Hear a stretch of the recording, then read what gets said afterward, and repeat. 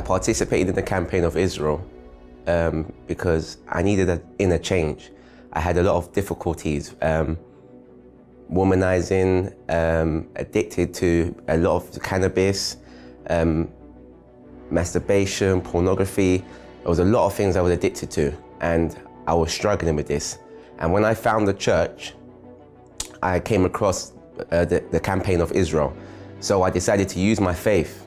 I participated in this, and I made a sacrifice because in order for me to see a change in myself, I needed to see what this campaign was all about. So I participated in it for a change within myself.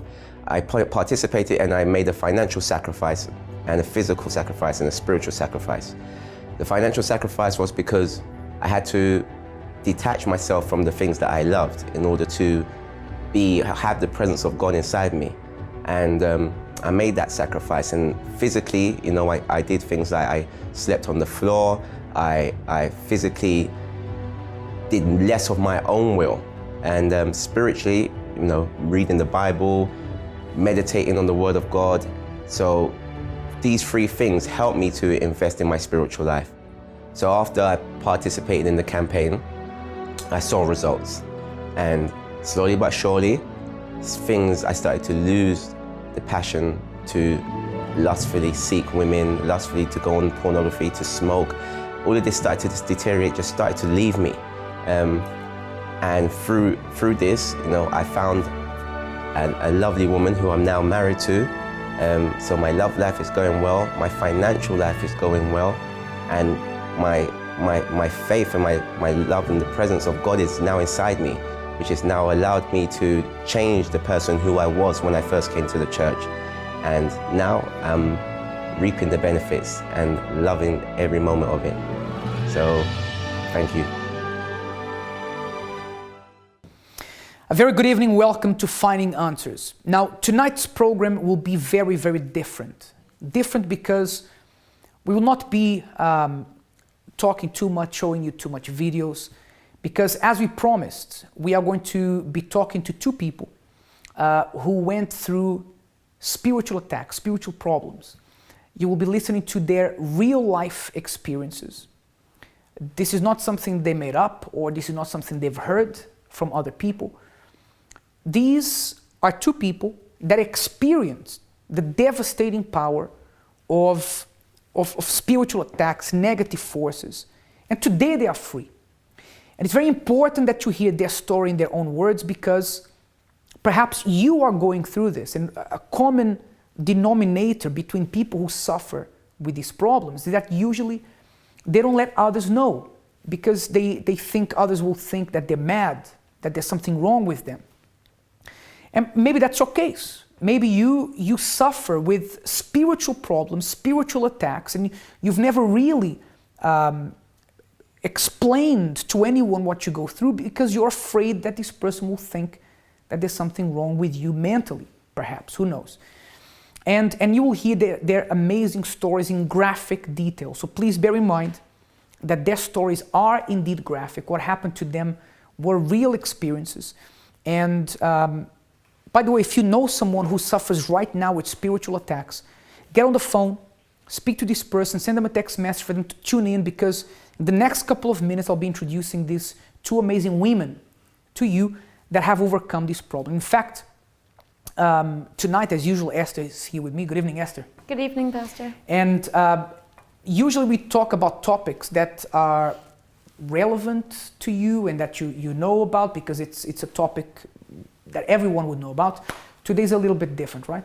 Yes. When you first said spiritual attacks a couple of weeks ago, I've never heard of that. I've heard of people having experiences, out-of-body experiences. I'm probably not even going anywhere near what it really is. So I'm kind of fascinated and anxious at the same time, because I really am going to hear this for the first time. Yes. So yeah. And your role tonight, Esther, is very important, because you will be asking questions that perhaps I wouldn't think of, but people at home who have never experienced this, or perhaps who have, but don't know how to deal with this, they'll be thinking about the same questions that you are thinking, and perhaps that I'm not. So without further ado, I want to give you a chance now to meet these two amazing women who are here in the studio with us. Let's meet them. Pushing me for the rest of the week, so it's like a boost. Things were really tight. Today, the way I see myself is completely different.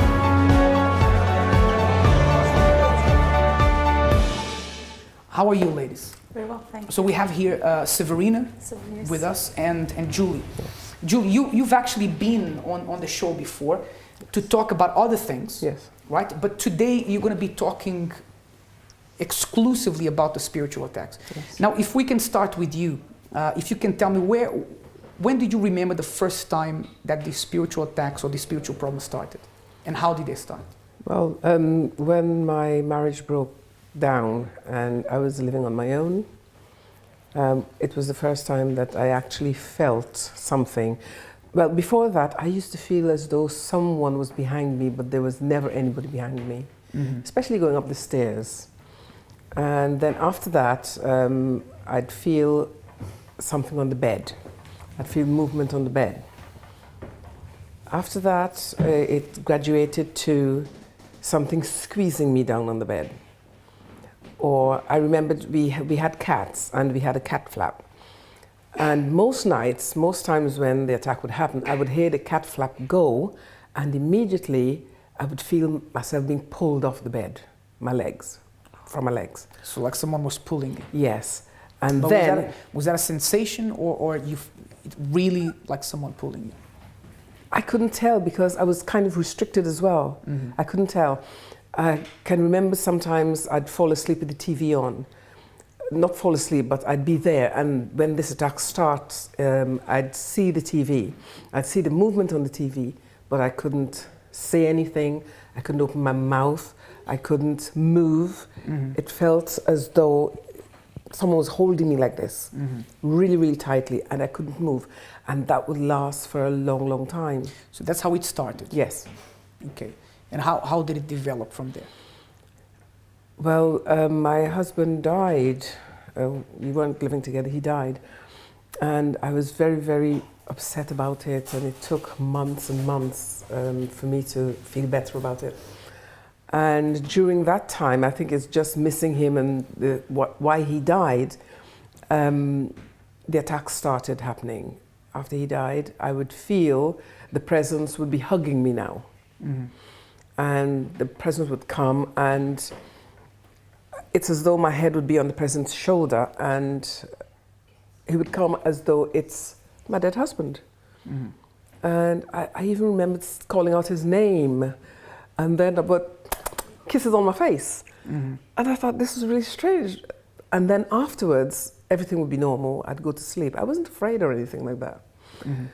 But there was a fear inside of me that I couldn't explain. But when this was happening, I wasn't afraid. So this is how it started, right? Yes. Because we haven't got to the part where things got really, really drastic with you, right? So how did it move on from there? It started getting worse. As I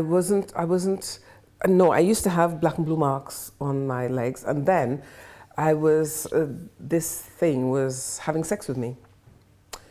And I'd wake up in the morning with fingerprints on the inner part of my legs. And it went on from there to strangulation. Okay, so let's go a step at a time, because I know that your story is very, it's a very powerful story, and I want people to understand what you went through. So initially this started as something that you said you weren't afraid of, your husband had just passed away, so people can say this was an unbalance that you had. Some people will say that. But then it's like you started feeling as if someone was having sex with you. Yes. So it wasn't, was it a dream? Was it, you felt a physical presence There there would with be you? evidence there. Evidence. And you said you would wake up with marks in your body. Yes. Tell us about that. On occasions, they'd be on the inner part of my legs, there would be black and blue marks there. Sometimes 2 fingerprints, sometimes 3 fingerprints. Didn't you do that to yourself? No. I'd go to bed fine at night, and the following morning I'd wake up with these marks. You said you'd have marks where else? On your legs? Where else? On the odd occasion, I would have it on my arms. Perhaps the holding. And I found that strange because there wasn't a person there, but I used to have these marks on my body. Were you alone in your room? Yes. Okay. And are you mentally ill? No, I never was. Depressed, but not mentally ill. Right. To the point that I used to have my children come and sleep with me in the bedroom. But I'm asking you this question on purpose, Julie. Let me tell you why. Because I don't want you to think, first of all, we're not talking about a movie. Please, we're talking about a serious problem that happened to Julie, that also happened in a different way to Severina. She'll tell us about that. But this is to show you, we're not talking about a movie. We're talking about something that physically would happen to you.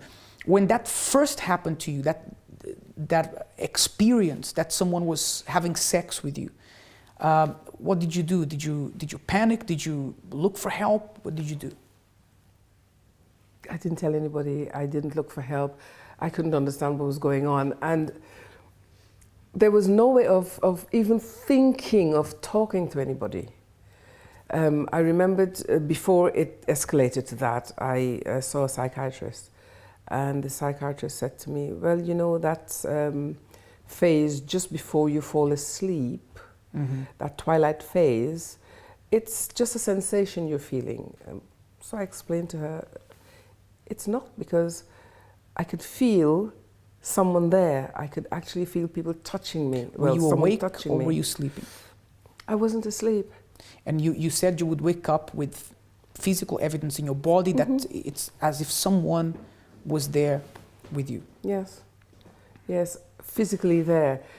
It first started with this presence always behind me in the house. I would have the lights on all the time, even during the day. And that's how it started and just escalated. So that first time that it happened, where you felt someone having sex with you, how often did that start happening to you? I think once a month. It wasn't as regular as the physical attacks.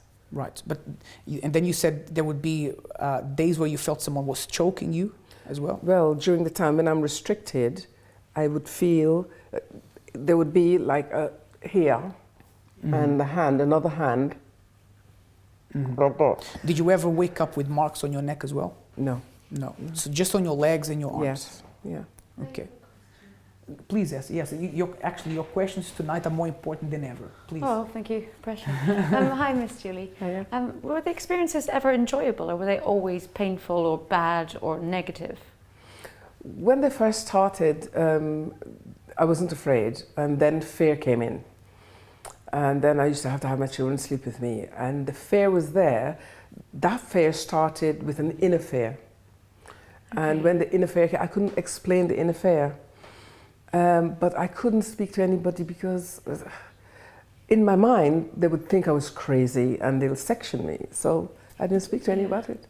Yeah, back to more of the physical thing, if Yes. it's okay to ask. Just because you mentioned having sex and possibly rape in some cases, is that always, I mean, just you can see where I'm going here, is that always bad, or can that be an enjoyable experience? Because some people say that these presences can be like their second husband or like a loving... It started as was, it started.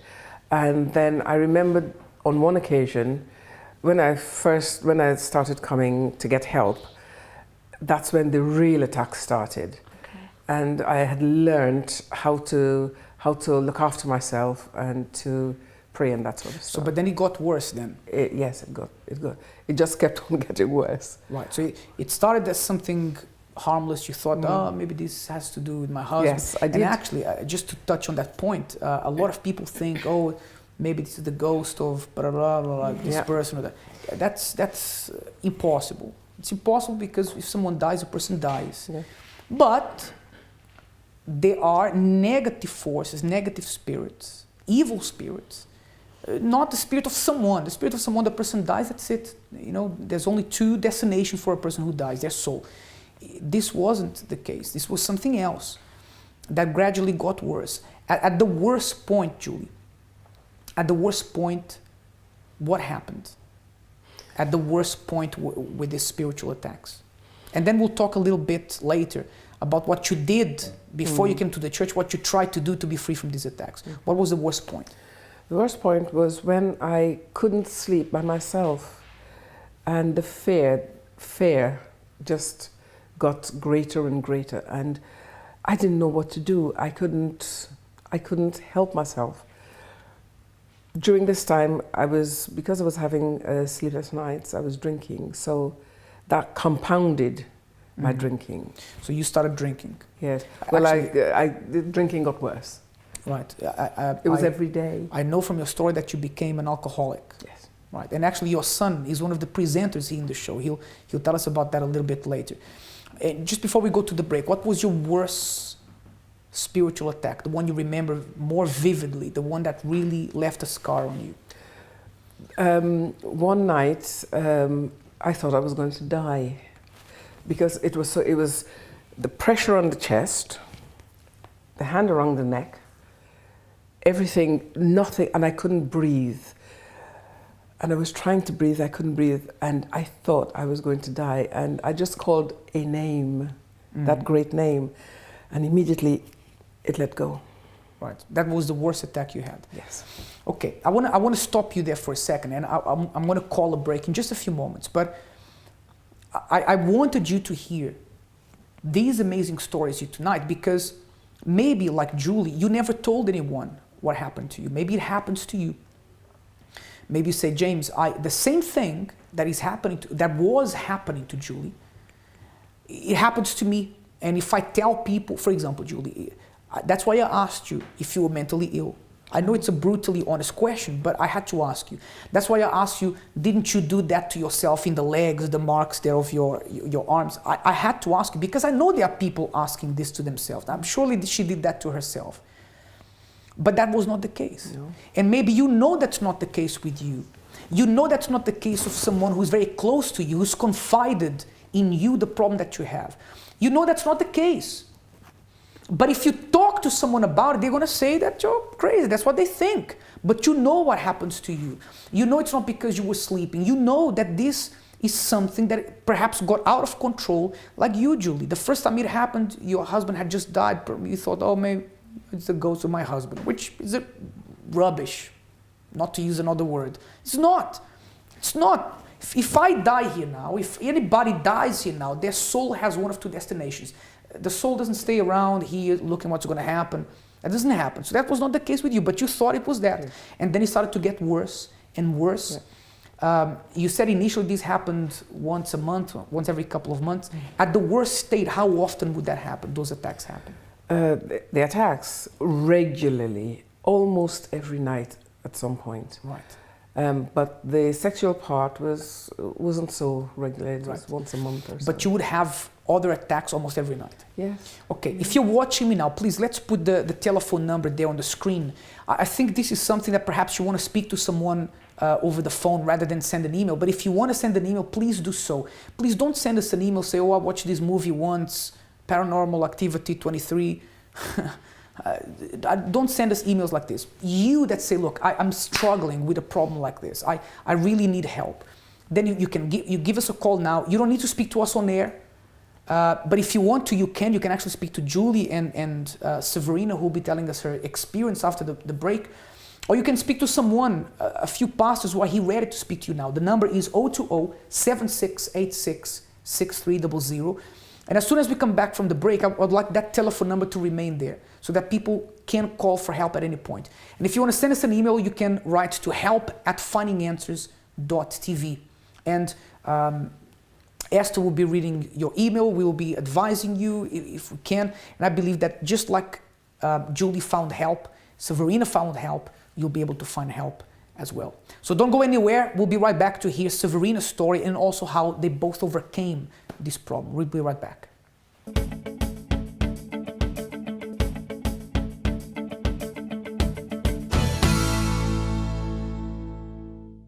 In life, there are problems that just hit you with a blow. Everything crumbles away, and the heartache never seems to disappear.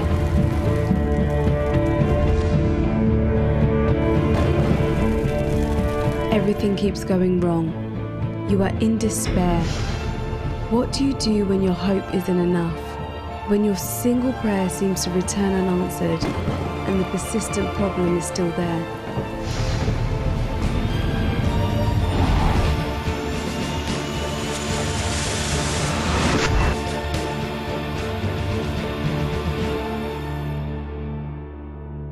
partner with God and make a chain of prayer.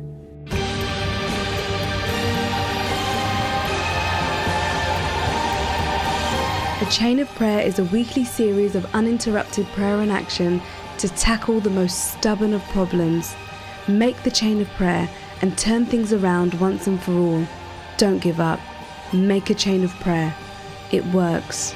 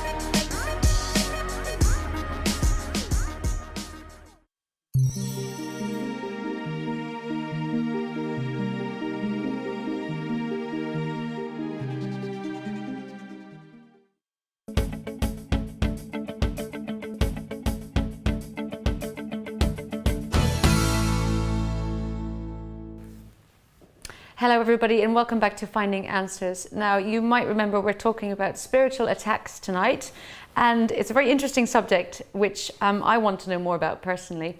Just first off, I just want to give you the number again. We'd love to hear from you. 0207 686 6300, and it's help@findinganswers.tv if you do want to write in.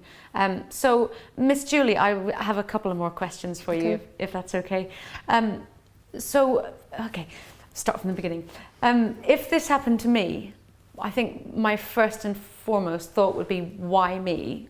Mm-hmm. And I would think that maybe I was bad or did something wrong to upset a spirit or a ghost. How did you feel when you were getting attacked every night? I didn't feel any of that. I didn't think that I did anything bad. I was too spaced out on alcohol anyway. But not enough that I didn't know what was happening to me.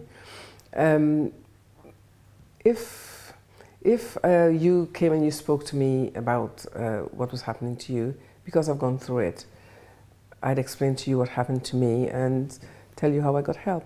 But to ask a question again, please. Why you? Why did that happen? Oh, why me? I didn't think of that either. All I knew when it started was it was my husband.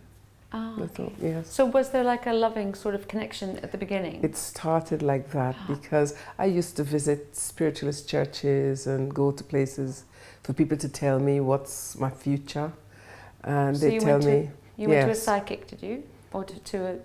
Not for that situation. This is before that. Okay. And they'll tell me about my grandmom who's died, my dad who's died, my sister who's died. So in my mind, my husband coming back was, you know, a dead loved one with me. So no, I didn't think anyway about it. And one more question. You said that when your children were in the bed with you, it didn't happen, or did it still happen? It still did happen. It still happened? It still happened, yes. So there was no protection, there was nothing you could do? No, there wasn't. There was nothing different you could have for dinner, or no, change of attitude? Not even with the lights on, nothing. God, it still happened. All right, so we're going to introduce you now to Severina. How are you, Severina? I'm very well, thank you. Severina, what's your story? I mean, how did the spiritual attack start for you, and what were the symptoms you had? Well, it started in a very tender age. I was around 18, 19 at that time, plus minus, and this went on for about 19 years. So it was quite a long, it was many years. It started off very mildly. I started to hear them calling my name, and I remembered especially one day I was early in the morning and I heard somebody call my name. So I got up, I went to my mom's room, I said, "Yes, Mom, what do you want?" I said, "I didn't call you." So this is how it all started. From there, so it was an audible voice. It was an audible voice. So it was not like in your mind. No, it was not in my mind. Me saying to you, "Severina, Yes, something like that, Okay. yes. Because I thought somebody was calling me. I got up, I went to my mom's room and I asked, yes, mom, what is it, you know? Even though it did not sound like her voice, but I mean, it could only be her because it sounded like it was a woman's voice. And the only woman at the house was my mom. And from there, I then felt this presence walking into my room, okay? And they came and during all these years, they tried to lift me from the bed. They tried to push me on the bed. They tried to suffocate me. They came sometimes in a sensual way. When you say they, who's this they? When I say they, because it felt like somebody. Okay, I wasn't sleeping, and whenever I want to explain to somebody the state that a person is, it's like you've just come out of anesthetic. You're conscious, but you are physically. You can't do anything physically. Your mind, the only thing that you know is you're not sleeping, but you're paralyzed. You said you suffered with spiritual attacks for 19 years, yes, right? Yes. How frequently did that happen? Because this went gradually. Because see, these spiritual attacks, because when they were not, because I became traumatized. This became like a nightmare for me. When they were not, when I wasn't being attacked spiritually, I would be having these bad dreams that these things are going to attack me. So I would be having nightmares. So when they didn't happen, you would have nightmares that they would happen. And then I would be waiting, and then it was special. I can't tell it was week or days. Sometimes they would come in very days in a row, then there was space of time, then they would become again. So I lived in this constant between being attacked and then having these nightmares that they are going to come. Right. So when you wouldn't have the attack, you would be having nightmares that you were being attacked. Right. That they were going to, yeah. Okay, so that means there was a clear distinction between what a nightmare was and what an attack was. That's what I can always say, that there's two distinctions. You also told me when I was talking to you this week that there was a point where you also got, you would have these marks on your body as well? Okay, that was towards the end, but before, I'm just going to... Please, other yes. things that happened is other than having them touching you, I then saw these like monsters. I can't even describe them. I only can describe the color that I would see by my bedside. So you would see these things? I would see these things, these I can't even describe these, this green, this red, this brown, and they were big, and these like these so monsters. You can't even I can't even describe, but it was, I mean, if you had to see this by your bedside, you... For example, if you would come, if I'm a doctor, yes. right? Sorry to continue you, but if I'm a doctor and you come to me and tell me that, like Julie said, I would think about sectioning you, because in my mind there's something wrong with you. If you hear voices, if you see monsters, and we'll get to the marks in your body a little bit later, but I think a doctor or someone would probably say there's something mentally wrong with you, right? But then again, there isn't. There was nothing wrong. I mean, you have a career, you have a life, you're a normal person, right? So again, like Julie, they gradually got worse. Did you ever have an experience like her where you would feel physically someone having sex with you, or that never happened? No, that never happened. Okay, and that's fine, because the spiritual attacks for different people, different things happen, right? With you was slightly different from her. So eventually you started seeing these things. Did you continue hearing voices as well? No, because hearing the voices stopped, but then it's when, and this I want to also describe other situations that happened. And this was, I was awake. I wasn't sleeping. I had just seen TV. I switched off the lights to go upstairs, and this hooded man came towards me. I thought there was somebody inside the house. That is how, you know, I was afraid. I ran up the stairs because I didn't look back, because I was so afraid. To the point it came so near that I even did this to my hands, and it's like this hooded, like a cap man, hooded. Right. Let me ask you a question. What do you do for a living? I just read from an office manager. So you're an office manager? Yes. Okay. So you can't be crazy? No.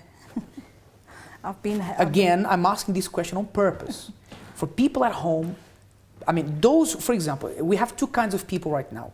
We have people who are going through the same thing you went through, who are watching you like this and say, my God, that's exactly what I'm going through. That's one group of people. The other kind of people are the people that say there's something wrong with this woman. Or maybe they're intrigued, or maybe they say, look, you know, she must have been on something. You, Julie, you were on something after you had the attacks. It made you drink, right? But we have these two groups of people. That's why I asked you this question. You cannot be a crazy person because you have a life, you have a career, you're a person with responsibilities, right? I don't know if Esther, do you have any questions? Yes, I do. Please. I have some questions. Hi, Sabrina. Hi. First of all, I believe you both. I know this show isn't about believing you or not believing you. It happened. But also, what would be the motivation for you making this up? So, just going to get that out of the way. You said they a lot. Was it a man's hands or men or besides the monsters? I couldn't.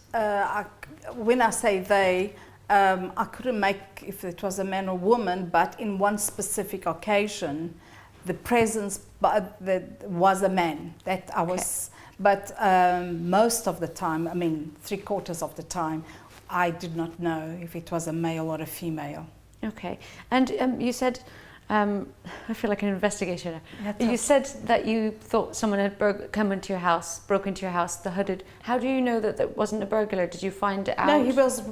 I mean, if it was a physical man, he would attack me physically. But he was about not even half a meter away from me. He walked across the room in my direction, stood in front of me, and even if I did this, if it was a burglar, he would have attacked me. No, so it was like I couldn't. There was no face. It was a hooded person.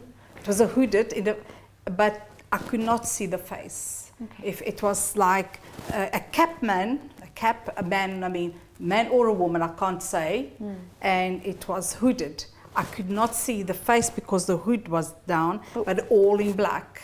But was it a real thing to touch? I did not touch it. Oh, you didn't touch, so that you couldn't. So I just did this. So if it was a burglar, believe me, he would have did something, or he would have broken into the.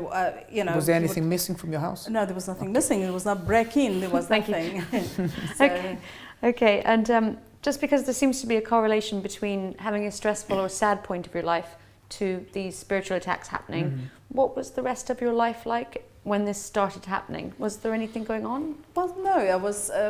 I was in college. I was going to college. Normal life. I didn't have at that point when it started. Nothing. No traumatic. I didn't go through no trauma.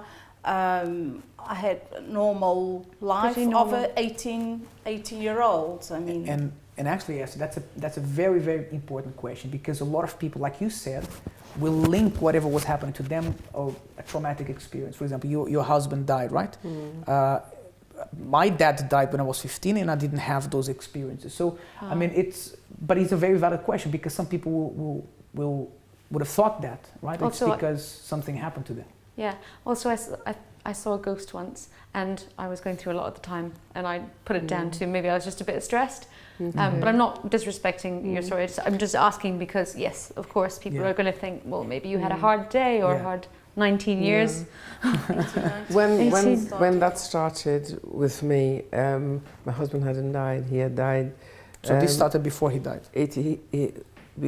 I went through that from about 84, and he died in 95. So it was a long time. Okay, well, what I want to find out, I mean, very quickly, Sabrina, can you tell us about when you started having those those marks in your body? Because what I want to do, we only have, I don't know, maybe 10 minutes left. I want to know how you changed your life. How did those marks start to appear in your body? These marks all of a sudden starting to appear because, I mean, we're talking, what I'm saying to you, it's 19 years. And I'm trying to condense this in about 5-10 minutes of what exactly of all things that happened. But I just remember this specific day that I know that I went to bed and I did not have not one mark in my body. Remember, throughout these years, I did have here and there these black marks. But this specific day, I woke up and I was terrified. Because as soon as I got up, I looked at my arms and my arms were covered in these black marks. They were not bruises. The specific marks were black. So was this a medical condition? No, there was no medical condition. No, I had no medical. I wasn't. Did you go? I didn't go to the doctor. I knew these things that were coming. I never told this to anybody. I mean, initially, I wasn't going to go to the doctor and show them black marks because I always related this to the spiritual attacks. Okay. So I think we got an email just before because what I want to find out as quickly as we can after the email is how you changed your life. I actually wanted to find out what you had tried to do to change your life and it didn't work, but I don't think we're going to have enough time. We have an email? Yeah, it's just a short email, and I'm not sure it completely applies. But this is from Patience, so thank you for writing in, Patience. And Patience says, my name is Patience. I've been dreaming since I was 10 about having sex with my classmate who is the same age, but he is dead. But I still dream about having sex with him. I got married, but then divorced for more than 20 years. I always dream of having sex with my classmate who is dead, and I don't know what to do. Please help me. Okay. Oh, well, Patience, although that's not normal, right? I think our brain, even when we sleep, our brain continues to work. Not I think, I know that. Everybody knows that, right? But sometimes you have these weird dreams once in a while. But if you have something that continues to happen again and again, then it's not normal. And I think you need to seek help, like Julie and Severina sought for help, right? But thank you for writing in. Now, Julie, when you were at your lowest, you came to the church. Yes. At that time, you had problems with alcohol, and we're going to bring your son on in just a few minutes. You had problems with alcohol. You had these spiritual attacks. I mean, when you came to the church, did you feel that there was hope there for you, help for you? Yes, when I came to church, I was totally gone. Just a month before I came, I fell down, cut my eye, woke up the following morning, blood everywhere. I couldn't understand what happened, but I did fall over and cut my eye. So when I came to the church, I was at my lowest. Right. And the moment I walked in, it felt different. I felt different. At the end of the meeting, when I went home, I slept for the first time in several years, all through the night, no fear. The first time you came? The very first night I came. What did they give you to drink? Nothing. Any pill, any tablet? No, all they did was pray and say that we are blessed. I went home. When I left the church, I felt as though someone had taken a heavy coat off of me. That was the first thing. Went home, slept throughout the night without waking up. For the first time For the first time since 1984. Right. Yeah, so, and after that, I didn't even want to go to work the following day. I wanted to go back to get help because it's not such a feeling, but I felt peace inside that very night as well. I was so peaceful. And tell me something, when you came to the church, did you speak to someone about all these things that were happening to you, these attacks and so on? No. No? I didn't, not that first night. Not the first night, but eventually. Eventually I did. And did people say, you're mad, you're crazy, there's something wrong with you? No. Did they understand what was happening to you? He understood exactly what was happening to me. He said to me, well, I understand what's going on and I'll pray for you and keep coming. I needed to go there. And I just want to say something, Julie. It's very important. When Julie says, oh, he prayed for me, it's not like someone held her hand. Please, Severine, give me your hand. Oh, my dear, God's going to help you. It wasn't like that, my friend. Trust me. Trust me, it was not like that. We had to go to the root of the problem and pray with faith strongly so that this problem could go. Actually, yesterday in the program we said the kingdom of God is taken by force.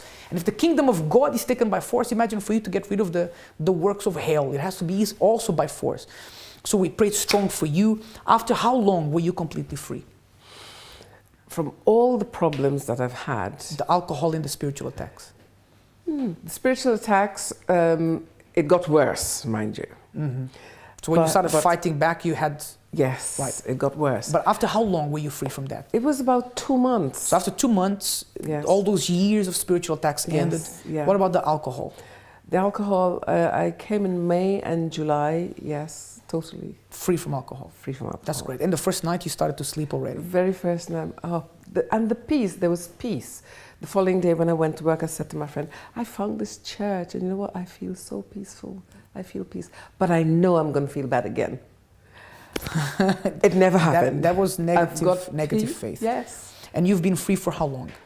1997, from 1997. Since 97? Yes. That's great. So let's go to you now, Severina. We're really running out of time. I want you to tell me, when you found the church, what about your process of freedom, of deliverance? How long did that take? That took a few months, Pastor. I came to the church, not in a service, and because before I came, they told me I had psychological. When I did eventually opened up and spoke to this lady, she said I had psychological problems. So when I spoke to the person that received me, and I said everything what was happening to me, and that person understood me. So this is the first time somebody understood what I was going through. So again, and saying that there is a solution, and he looked at me as if this is easy to solve. So no one said to you, Severina, let me tell you that you're crazy, No. you're mad. Like Julie, someone understood her, they understood you as well. They understood, and I related in just the fact that somebody understood. That it was a heavy weight taken already off my shoulder then, because I found the place that they understood what I was going through. 19 years of spiritual attacks, of these problems. After how long of attending the church were you free? I'm already 10 years. No, it didn't take 10 years. How long did it take for you to I'll be be freed. I'm already freed I'm in 9.5 years. No. How long did it take you to be free? About 4 or 5 months. So 4 or 5 months you were coming? Yeah. And some people may ask, but why 4 or 5 months? Because in the beginning you're learning how to use your faith, you're learning how to not accept that, to learn that that's not normal, that you shouldn't live like that. And sometimes until the penny drops and the person thinks, look, I don't have to suffer like this anymore, sometimes it takes some time. But you have now been free from this for how long? For 10 years. 10 years, 10 years, yes. And you have the peace as well that she said? Yes, I've got the peace. I sleep like a baby. There's nothing. No one else calling your name. Or seeing no more things, black marks. No black marks. And or blue and yellow, brown or whatever, or hooded people running around or anything. That's great. Now we have very little time left, but we're going to go to a very short break. When we come back, Julie's son is going to be here with us. The man who, if I'm not wrong, he said that at 13 years old he had to learn to drive a car so he could drive his mom around because she would be too drunk to drive. Is that true, Miss Julie? Is that true, Julie? Is that true, Julie? Yes. It's true. But you are a different woman now, Julie. I am. And you're going to hear Michael speaking to us here in just a few moments. We're going to go to a break. We'll be right back.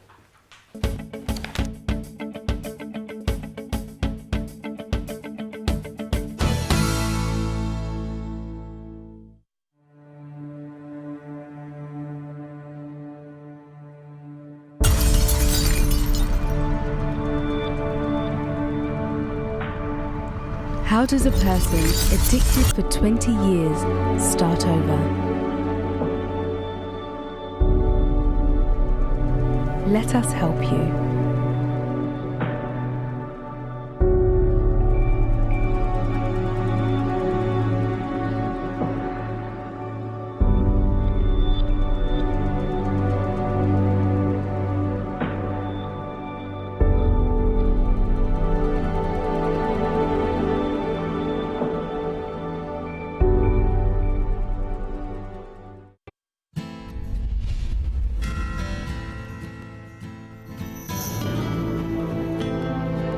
As a man, I understand the struggles men like me go through.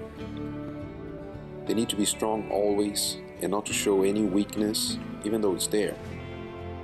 To be a leader to our family, to our wife and kids, when we really wish someone else would show us the way. To choose what is right in a world of wrongs. To admit to our mistakes when our egos don't want us to be exposed. To learn to be a man when we're still only a boy inside. Being a man is not easy. But hard is also a part of being a man. We don't like anything easy. We want challenges. We want to prove that we can do it. That we are bigger than the problems staring us in the face. That's why we go to the moon, we climb the Everest, we sail around the world, and build fast cars. We like the feeling of accomplishment. And please don't ever tell us it can't be done. We will die trying. Being a man is not easy, but we wouldn't have it any other way. And yet, the true conquest of a man is not measured by his money, power, or fame. His greatest achievement is to overcome himself.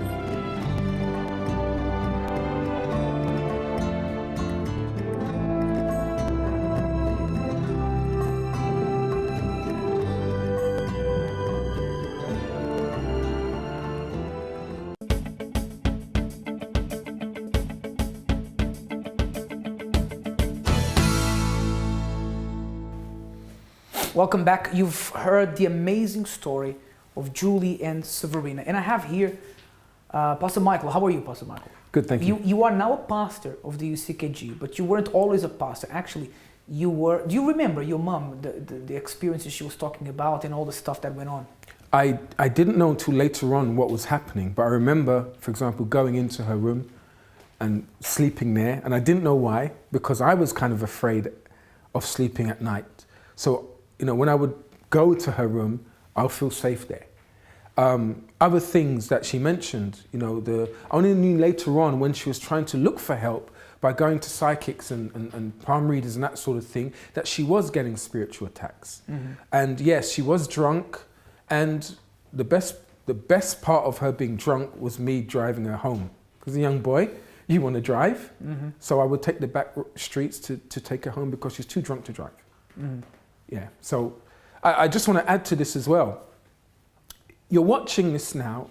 If you're thinking things like, it's my dad, it was her husband that was doing this. Well, this is not Ghost.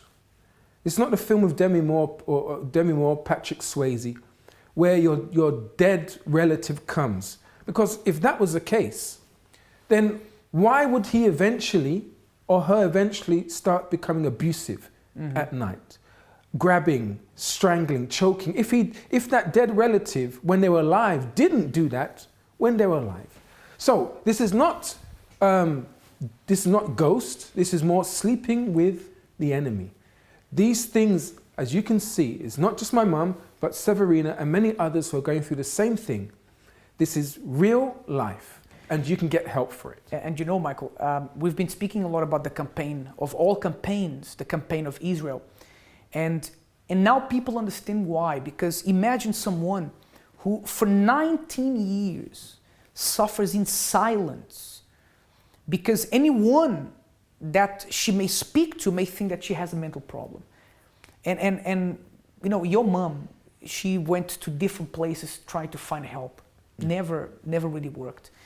Imagine, 19 years, Severina and your mom wasn't too far behind, many years as well suffering with this. And perhaps you're watching me now and this is your story. You say, look, my problem, and it doesn't have to be a spiritual attack. Maybe the person's problem is an illness. It's failure. It's one broken relationship after another, 5 engagements and no weddings, right? Or many broken weddings.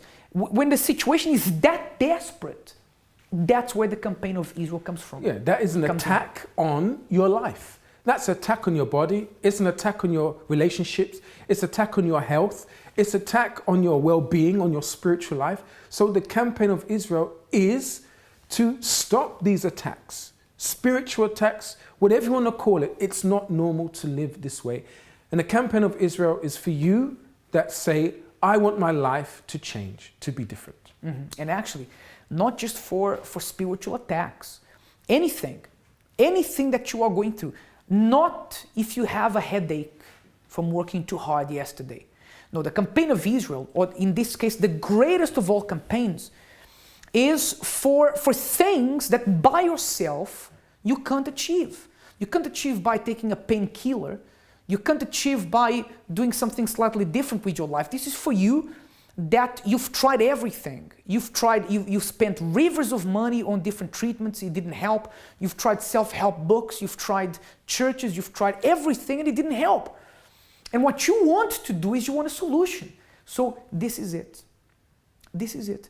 And maybe you say, James, I don't believe anything that these ladies said. They look like lovely ladies, but I don't believe anything.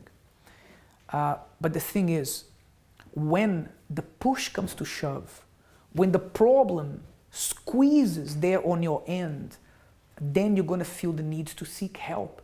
So why make God your last resort when He can be the first resort, right? Yeah. Why make Him the last door when you can make Him the first door? And this can be the first door to your happiness. Exactly, that's what someone commented, right? Yeah. You know, don't make God the last door. And, you know, in a good way, these ladies and myself and probably you, we found the church as the last door.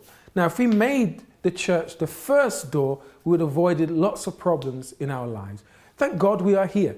And you have this opportunity as well to find God and make Him the first door rather than not believe in these things. And probably you're going to find situations similar to this or others come to your life. But if you don't want to take action now, then at least you know the door is always here for you, open for you to find help. And Michael, I want to make a challenge right now. Right now.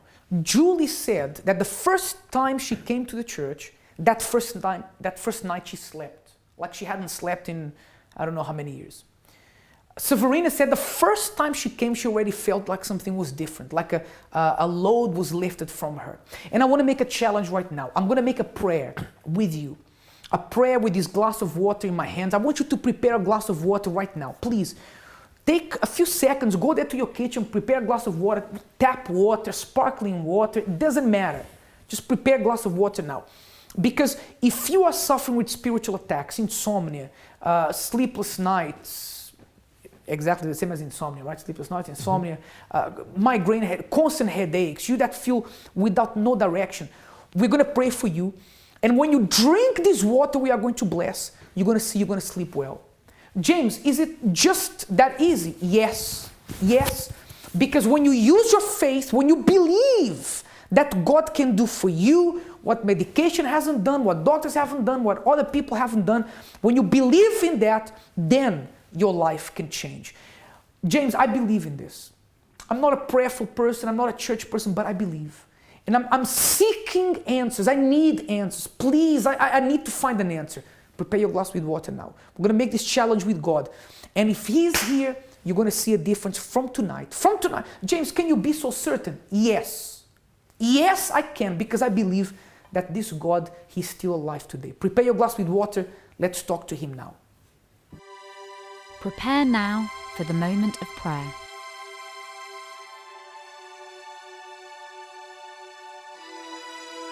If you would like a prayer concerning your spiritual well-being, send your name and prayer request to prayer@findinganswers.tv.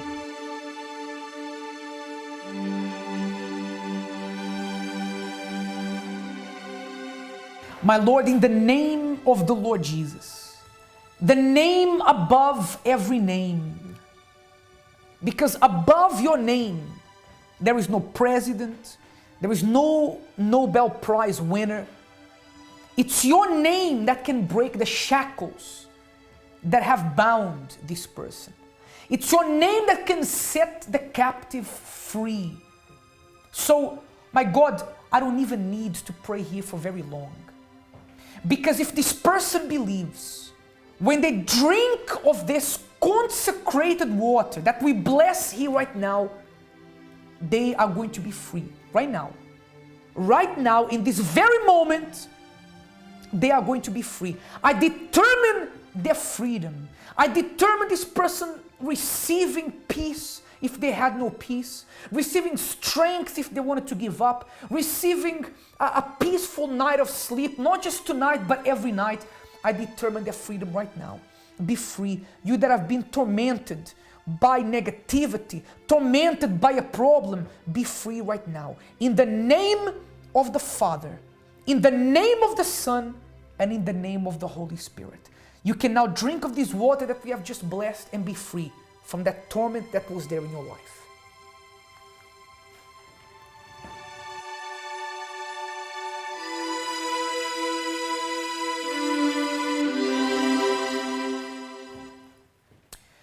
Don't let anybody lie to you and tell you that your life cannot change. Don't believe that lie. Actually, we had someone send us an email just a few moments ago before we went for the prayer saying, please, can you have a part 2 of tonight's program? And we'll see. Depends on the response. If you want to see a part 2 of this program, not with Julie and Severine anymore, but perhaps other people that have gone through the same story, maybe similar stories, but this is something that interests you, that you believe it will help you, then let us know by email depending on the response. Then we might do another second part to tonight's program. Okay, it's been a pleasure to be with you. Until next time, have a wonderful night. May God bless you.